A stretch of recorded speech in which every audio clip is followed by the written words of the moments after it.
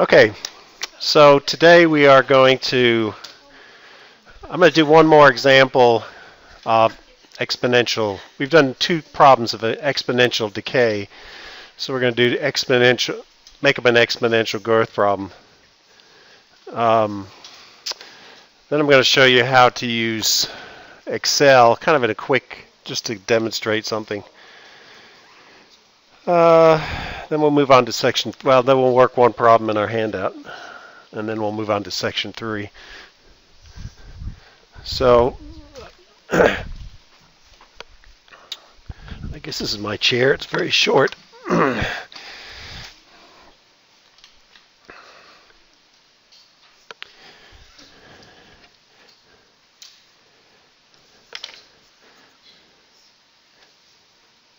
So again, the exponential decay or exponential growth problems have a form.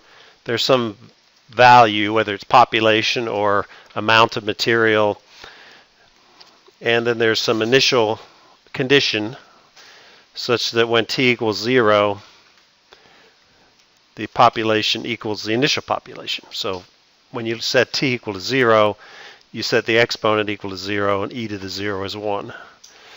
Okay, so here let's say we have a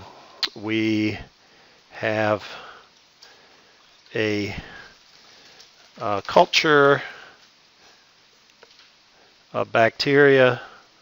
I don't know how to count bacteria, whose initial count is 100 whatever. Whatever you count when you count bacteria. After, we'll do it in minutes, 60 minutes, the count is 300. What is the count estimated at 110 seconds?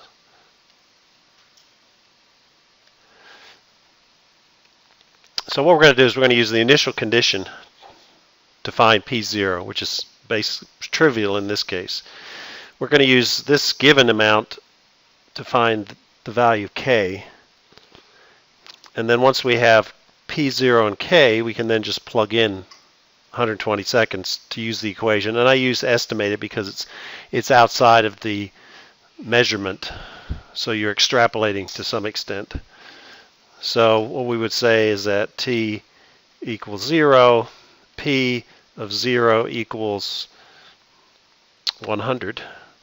And then you can plug that into your equation. So, P of 0 is the left-hand side of the equation, which is 100, is equal to P0 e to the k times t, which is 0.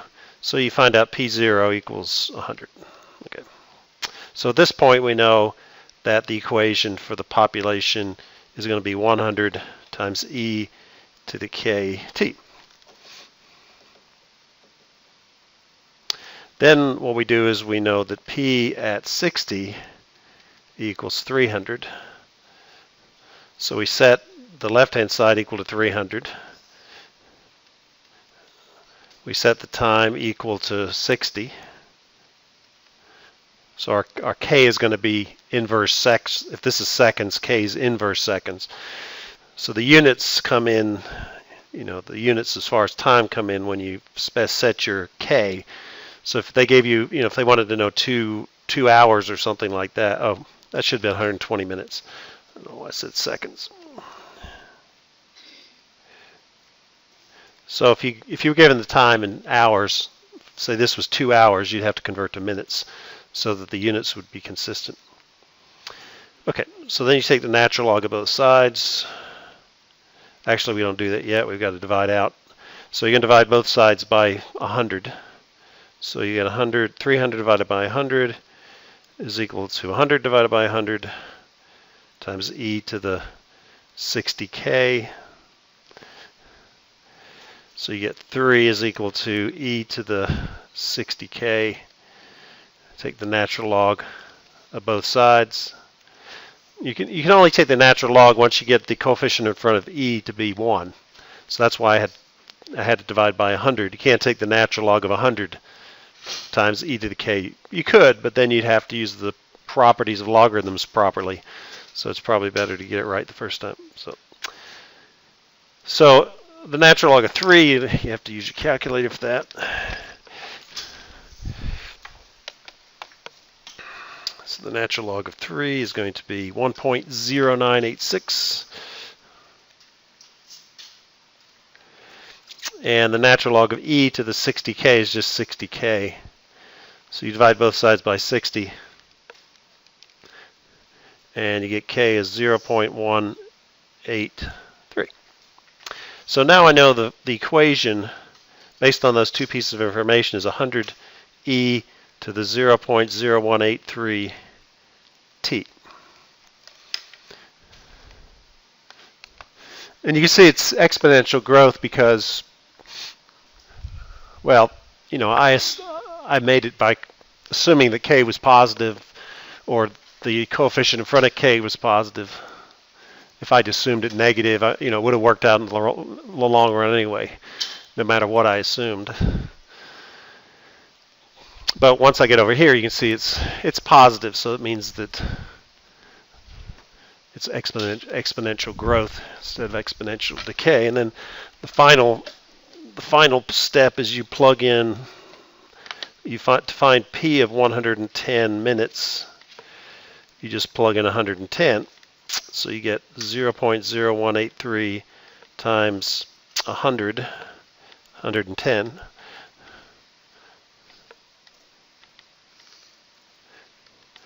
And let's see, we get e to the 0.0183 times 110, which is 7.485 times 100. And so the population at 110 minutes is 748, or round up. Well, we'll round down because it's so, and that makes sense because after 60 minutes we had 300, so at 110 we should have a larger number. Okay, so that's it. So on your handout, it's not the first problem. It's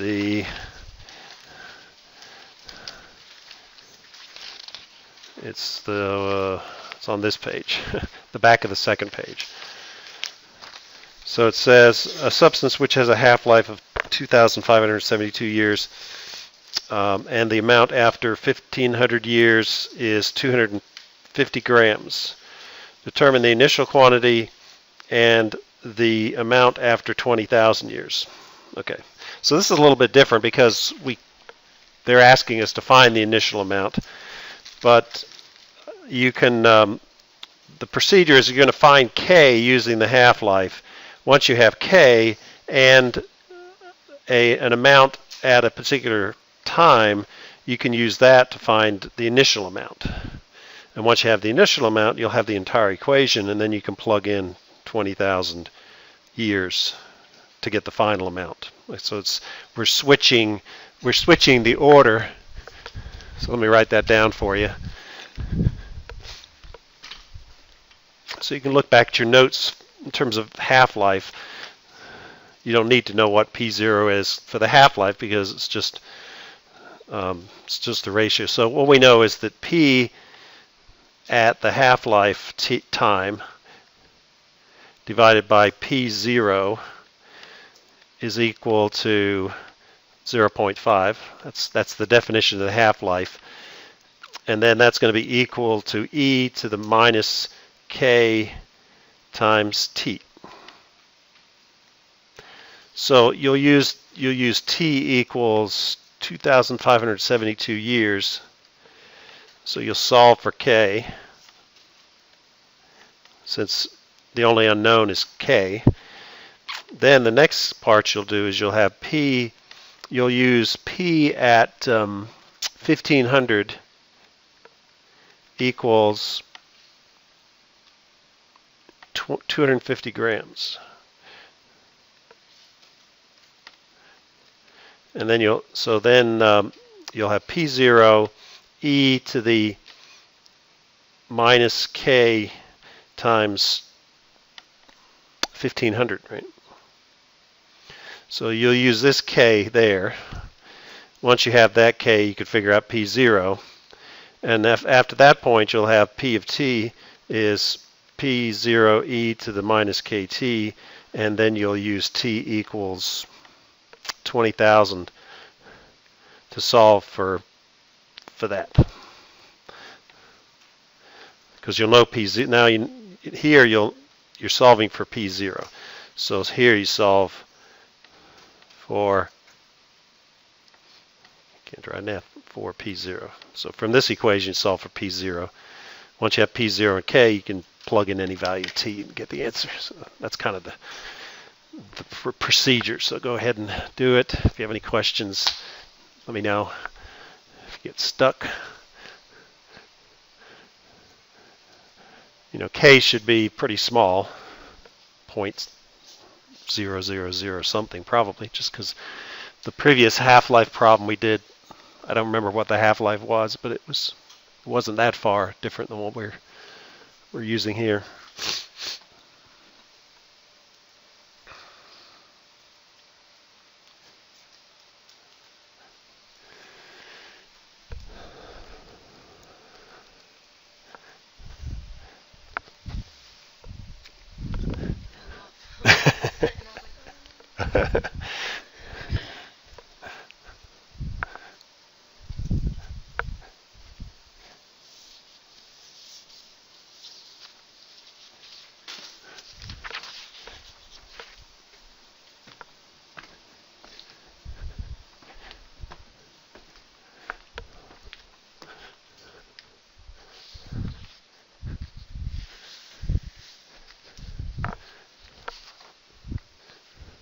That's your calculus.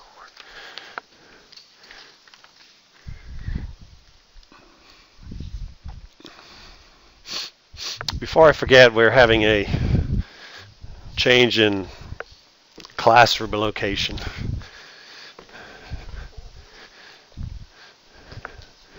So on Tuesdays and Thursdays, the guy who teaches history needs this classroom. I wasn't too excited about it, but so Tuesdays and Thursdays. So next time you come, because we're off on Monday, we're going to go to 509, which is across the walkway in behind the Mumma Center, and it's the big room that you guys had the orientation in. I don't think you did for Governor's School. Yeah. So so the way we're on Mondays and Mondays and Fridays we'll have class in here, and Tuesdays and Thursdays we'll have classes in 509. I used that last spring because Mrs. Angle had an 8:30 class, which messed everything up. But she's not doing that this year. But that's now somebody else is stealing my room.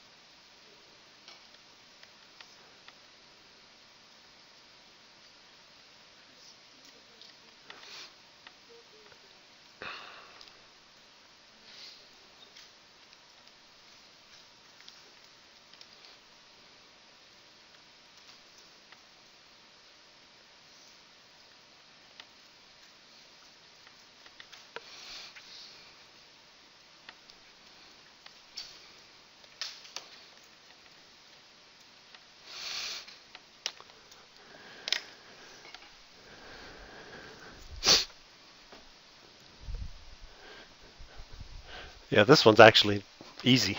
Actually, this one's easier because you don't have to do any logarithm. This is the only logarithmic solving a exponential equation. These other ones you're just plugging numbers in. So use point 2.7 times 10 minus 4 here. Evaluate that, divide this by that, solve for P0.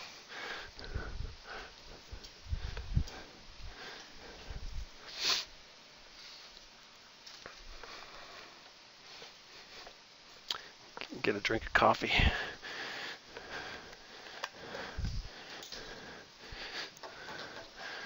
So we're going to Alexandria this weekend. Yesterday was my 60th birthday.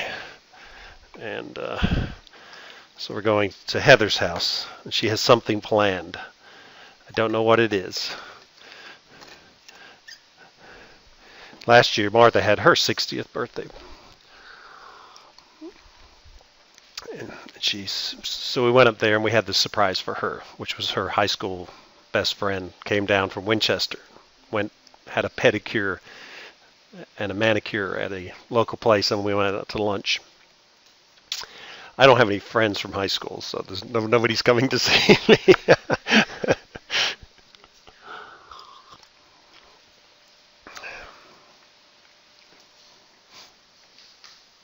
Not that I didn't have friends in high school. I just don't have any friends.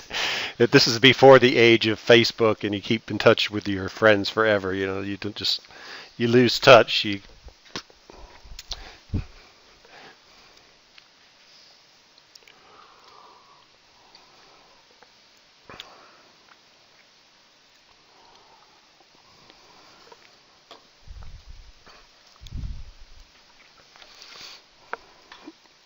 Maybe I had one friend. Her name was Martha.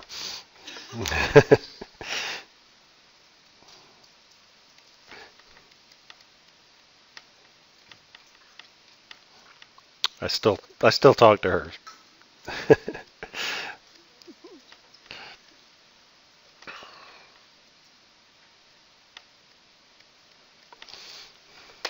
Ah.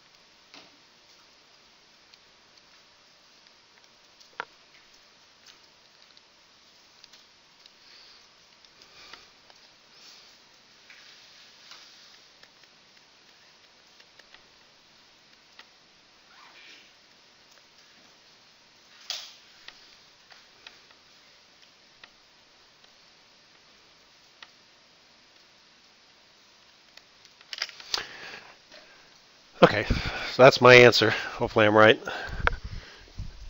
So if you divide 250 by e to the negative 2.7 times 10 minus 4 times 1500, you get 375, rounded off. And then we have this equation, which I plugged in a time of 20,000 years, and we came out with 1.7 grams. Because every 15, what's the half-life on this thing? every 2,500 years approximately, you decrease by a factor of 2. So 20,000 years would be about 8 half, going 8 times. So 8, what is that? So that would be 2 to the 8th power, which is 256. So the final amount should be about 256ths of the original amount, which that's pretty close. If you take 375 divided by 256, you get 1.4. That's just because it's not exactly 2,500 years. It's a little more than 2,500 years. Okay, so let me assign the homework for this section. So that's it. So they pretty much all involve, well, actually, the first couple of problems may not involve exponential growth or decay, but we'll cover the material that you need for that in a minute. So don't. If you opened your book up with anticipation and said that doesn't look like what we just did in class, don't worry. So this is due next Friday.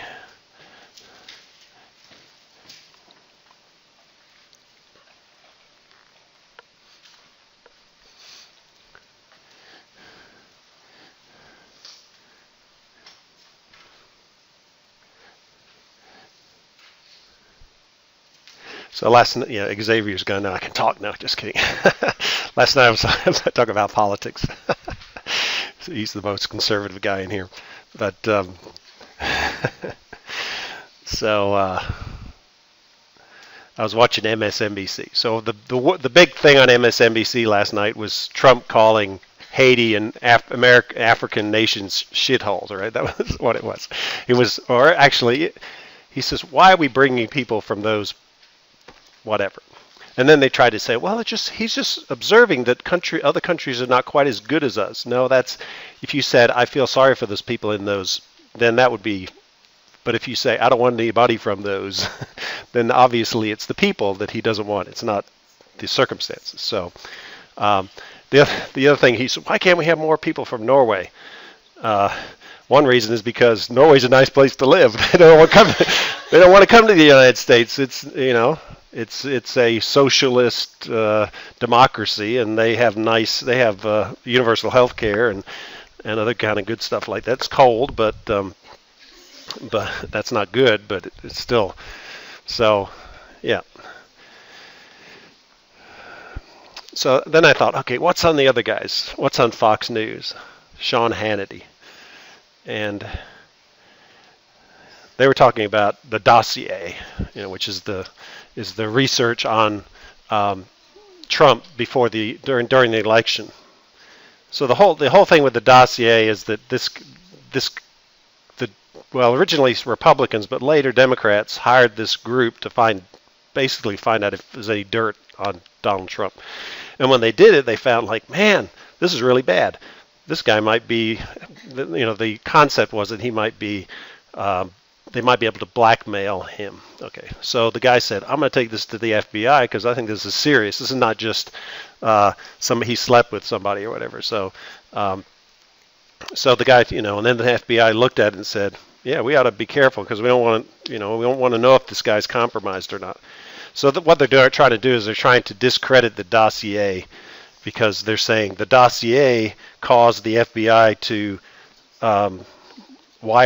or look into foreign calls from associated with the Trump campaign, which then found that Michael Flynn had lied to the FBI. So instead of saying we shouldn't have, this guy Flynn was wrong, they're trying to discredit the dossier and say the FBI used bogus evidence to start the investigation. It's like, oh, we got this evidence, which is really not evidence, but we're going to tell the judge it's evidence, so we're going to lie. So it's this whole conspiracy with the FBI. And I'm thinking, so the next thing I did I don't know if this was this morning or last night, I went to Fox News website, just the news site, not Sean Hannity. And I wondered if they were talking about this whole thing, and they're not. So you have this guy, Sean Hannity, that's trying to stir up all these Fox News people into this frenzy about that the FBI is, the deep state is is out to get Donald Trump. And does anybody know what the deep state is? Anybody know? What's that? Didn't Donald Trump's son say that Obama and Ellen were part of the deep state? He's accused of Oh, did that. he? I wouldn't doubt that. Well, the deep state is, you have your bureaucracy. You've got your career people in the CIA and the FBI, and they really run the country. The president is really not in charge, and if the FBI wants to get rid of the president because they don't like him, that they can dig up this dirt on him, and they can, so basically the president is this puppet, and really who's controlling it is some worldwide conspiracy. So that's the whole idea of the deep state, that you can't change things because there's this behind the scenes puppeteers, kind of stuff. So that's the deep state. And there was another thing I was going to tell you about. So whether that's true or not, I mean, obviously. Oh, the other thing they're digging up is during the campaign, there were two FBI agents who were having an affair, and they were sending texts to each other. And basically saying this Donald Trump's an idiot. They had their personal political opinions, and the FBI found out about it, and they removed them from any cases associated with the politics. Okay, so now they're saying, oh, these people are treasonous because they were going to bring down the government. If Trump got elected, they'll find a way to get him out. So and it all comes from one statement. It said, they were saying, well, it's really unlikely that Trump's going to get elected, so let's not worry about it. And the guy said, well, it's like life insurance.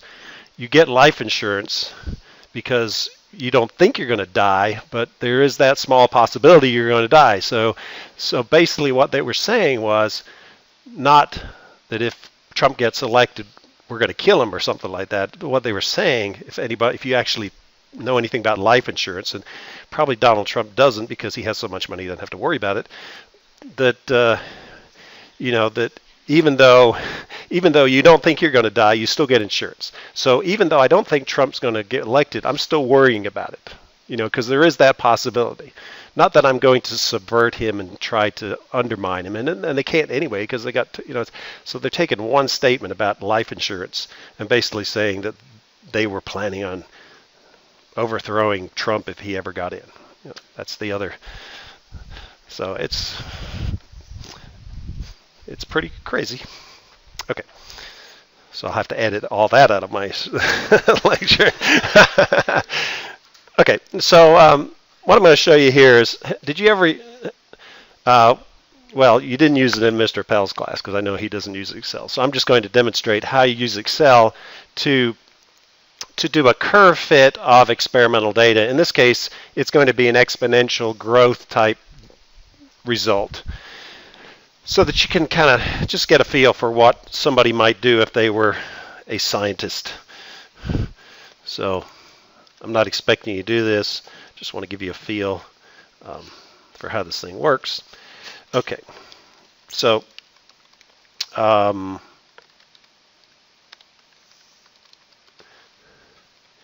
we're going to do is we're just going to make a plot, and the time is 0 through 5.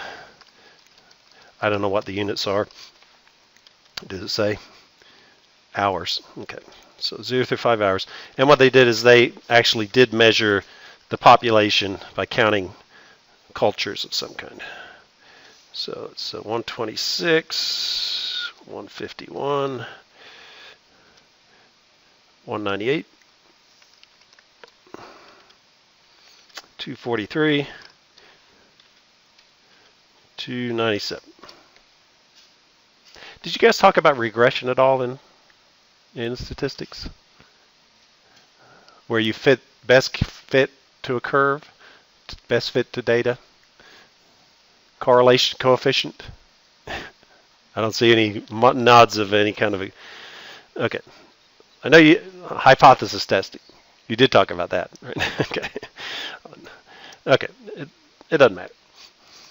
So what I'm going to do is make a scatter chart which is where you just plot the points like that.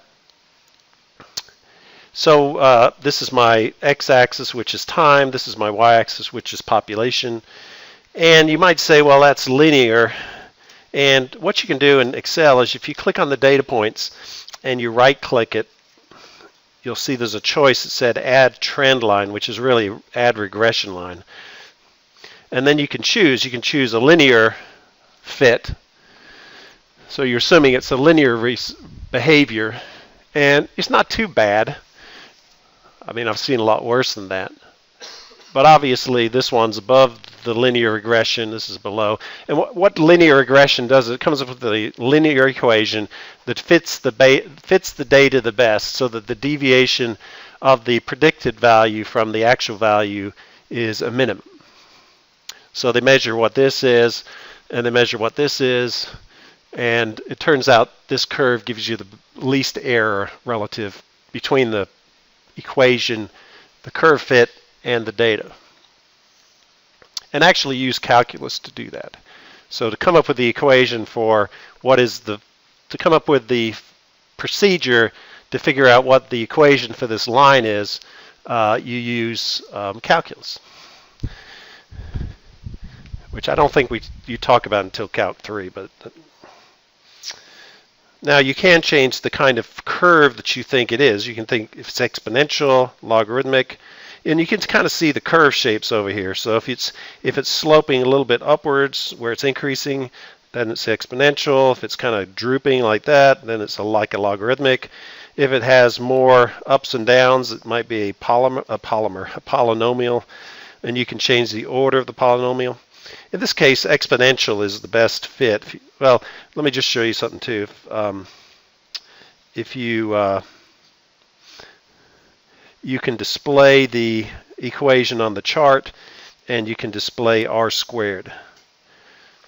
So the equation for this line, the dotted line, is 39.5 x plus 87, and r squared is 0.9781.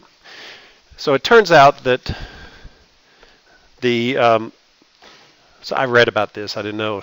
I mean, I knew that the closer r squared is to 1, the better the fit, the better the agreement between the linear, the data and the curve. So 0.978 is a pretty good r squared for data. And whether it's how good a fit it is depends upon the value of r squared and the number of data points. In this case, that r squared is high enough with 6 data points that you'd say that's a pretty good fit. But if I change it to an exponential fit, you see the exponential equation, which is 100.16 e to the 2.195x, and r squared is now 0.9981, which is better. Okay, so you can try different fits, and the ones that aren't as good, I didn't like that. I don't know what happened there. Add trend line. Okay. So you can put a second order polynomial. That actually looks pretty good. What's the r squared? 0.9988 versus 0.9981. Interesting. So the linear is the least best fit. So the other thing you could have done is you could have used the initial conditions and, say, this point to calculate what k is, and I think you get pretty close to this value.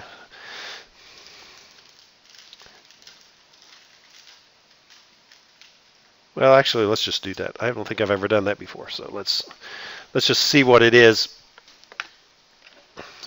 If I just use the first point and the last point, I'm going to get y is equal to 100 for one thing, because I'm going to use my initial conditions. And it's going to be e to the k times, so I'm going to solve for t. What I'm going to use is, I'm going to use 297 at t equals 5. So I'll get 5k. So then I'll divide both sides by 100, so I'll get 2.97 equals e to the 5k. Take the natural log of both sides.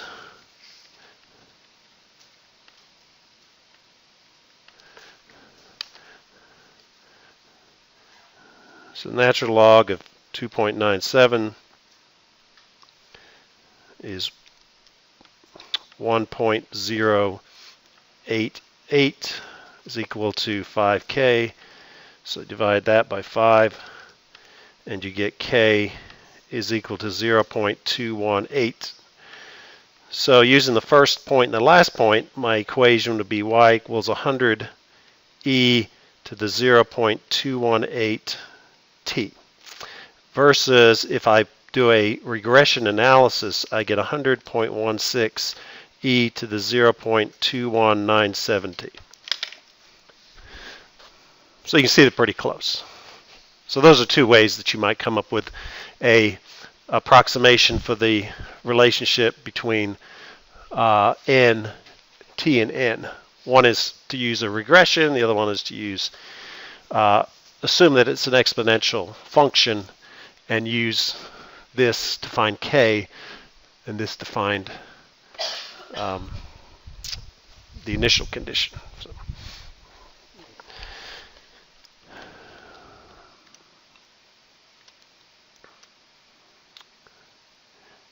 I don't know what happened. Where did Xavier go anyway? It's turning me into the police. Okay. So we're going to talk about separation of variables, and I said we just did that, which we did do when we derived the expression for exponential decay and growth, but we're going to do it for more different equations. So the way you do separation of variables is you rearrange the equation so that all terms involving y and dy are on the left-hand side, and all terms involving x and dx are on the right-hand side, and then you integrate each side, and then you're done. You might do a little bit of algebra to explicitly solve for y. So let's just look at some examples of that. So let me take that out of there first. So my equation that I'm going to do is y prime is equal to x squared plus 2 over 3y squared. So that's the differential equation. What we want to do is we want to figure out what is y. So just like before, where we take y prime and we rewrite it as dy divided by dx.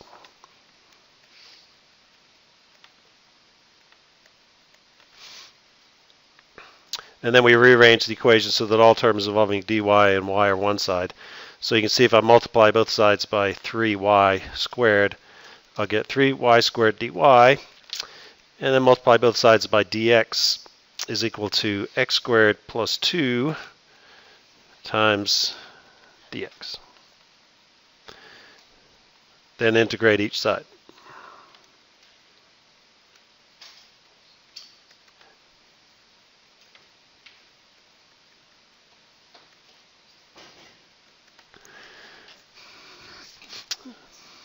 And they, because these are all y variables and these are all x variables, then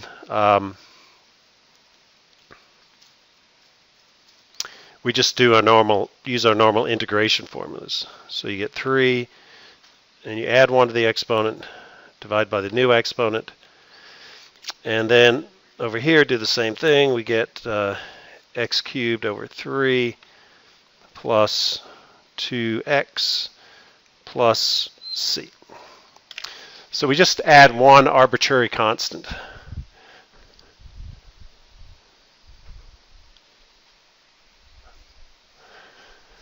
Because, you could have an arbitrary constant with each side, but then you can add the two arbitrary constants together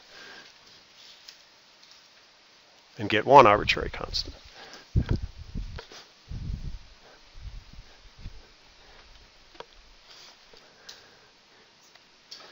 So we just simplify.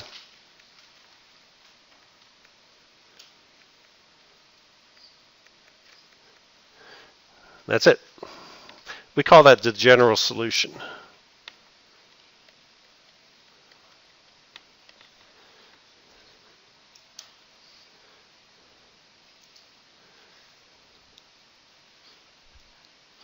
Now you could specify some initial conditions and find the arbitrary constant. So you could say y of 0 equals 5, something like that. So you'd have 5 cubed is equal to 0 cubed over 3 plus 2 times 0 plus c, or c is equal to 125.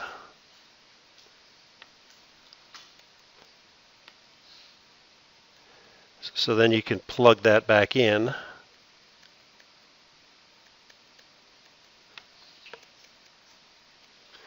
And so this is called a particular solution.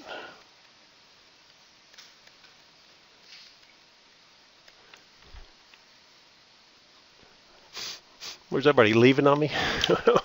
Where's everybody going? Are you trying to figure out where everybody went to?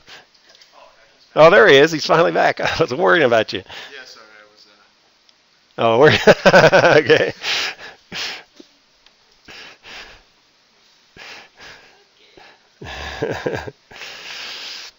Okay, so that's the basic concept. So let's see. Let me see what I've got on the handout.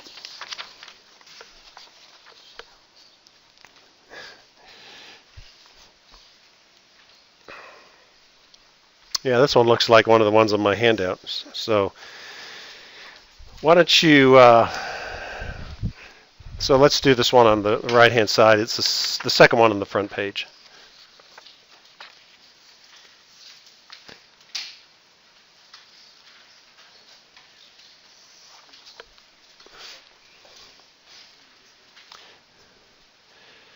So what you do is you replace y prime with dy divided by dx, and then separate the variables. In this case, it's kind of trivial. This is really what we did previously in the previous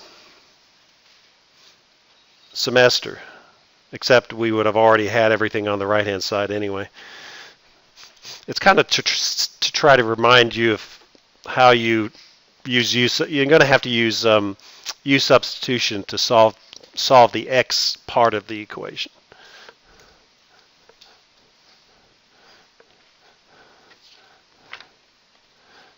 So remember, y prime is dy divided by dx.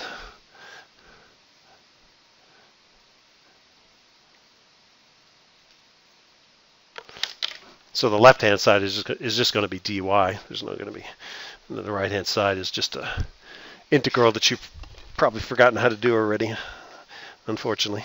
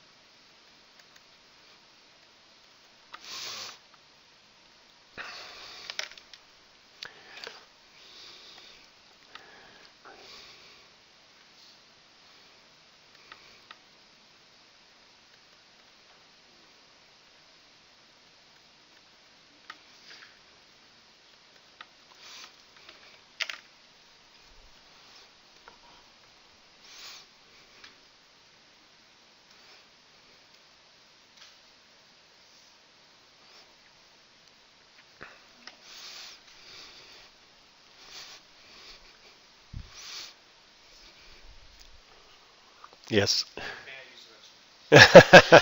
Yeah, yes. That's, sorry. It was just like I was afraid you were all going to see Mr. Graham to report me for talking about something other than calculus. Uh, Hopefully, what I'm inspiring you to do is to pay attention. Okay, don't be politically illiterate.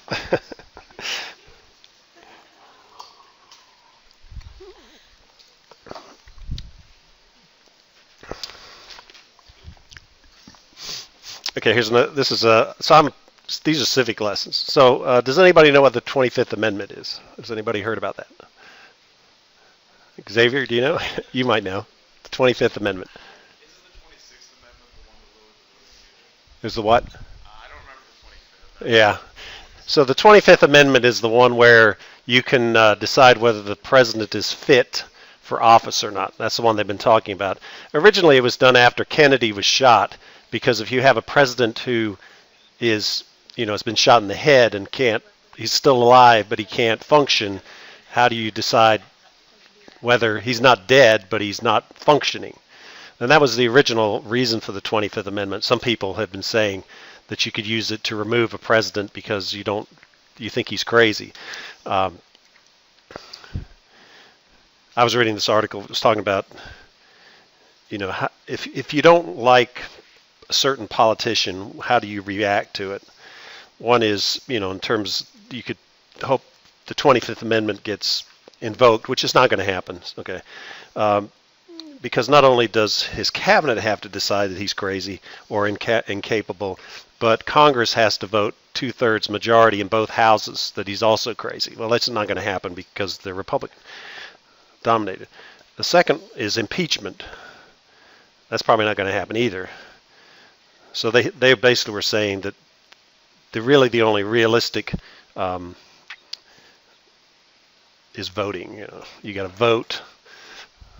And the nearest thing you can vote in is in the 2018 elections. So that's encouraging you to vote. I'm not. And understand what you're voting for. Don't vote based on television commercials. Okay, so we integrate both sides.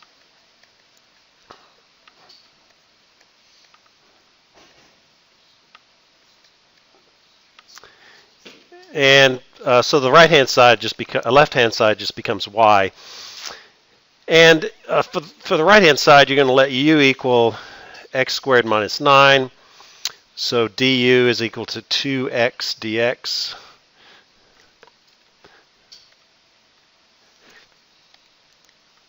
Therefore, x dx equals du divided by 2. So the right-hand side, in terms of u, becomes 5. So I take the 5 out. I get 1 over the square root of u times du divided by 2.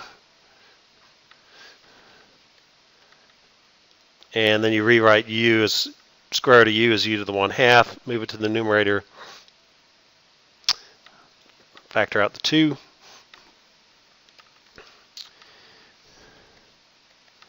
So you get 5/2.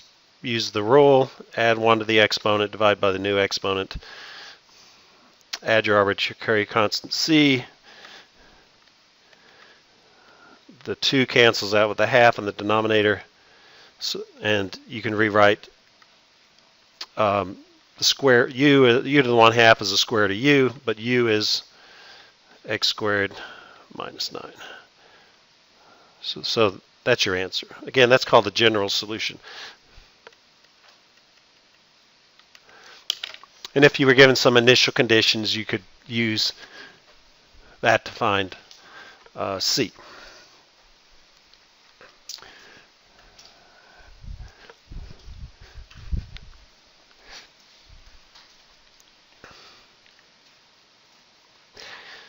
So in this class, we're going to use separation of variables, which really just uses the integration techniques that we learned in the last semester.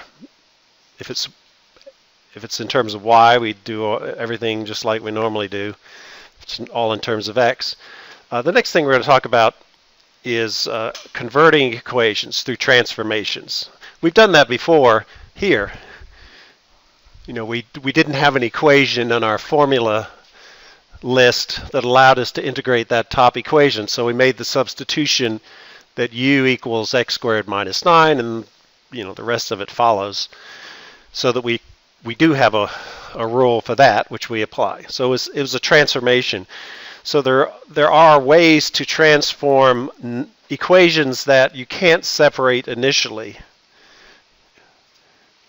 into ones that you can separate, but in a new variable. So it's another kind of substitution, not to make it so you can integrate it, but to make it so you can separate the two variables. So we're going to look at that. And then the last section, which is section 4, we're going to basically use we're going to have an equation that, again, is maybe not separable, and we're going to, again, transform the equation so that we can kind of use the product rule backwards. It's called, what the heck is it called? Oh, I've forgotten the name here. Well,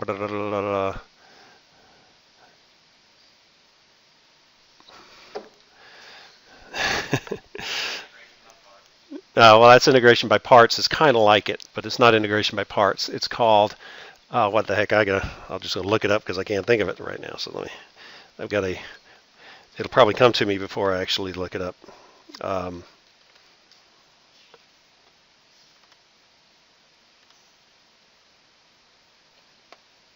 It's called